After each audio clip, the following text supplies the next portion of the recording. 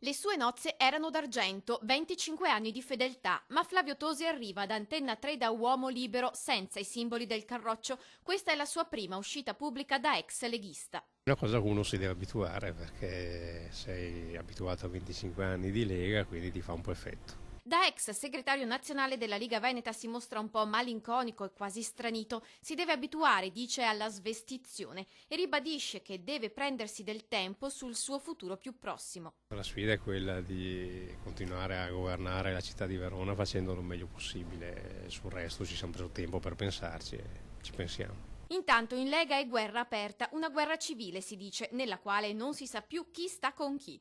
A Treviso stasera direttivo riunito per far chiarezza sulla graticola La Corrente Tosiana. Se sarà così sarà una decisione di chi oggi ha la responsabilità di governo della Lega, che non è più Flavio Tosi. Ovvero Matteo Salvini. A lui ora sedare gli animi e la guerra. E infatti domani pomeriggio in via Bellerio a Milano, al centro del Consiglio federale, ci sarà proprio la situazione in Veneto. Non è escluso, secondo fonti del Carroccio, che l'incontro possa essere l'occasione per la ratifica di Giampaolo Dozzo a commissario della regione.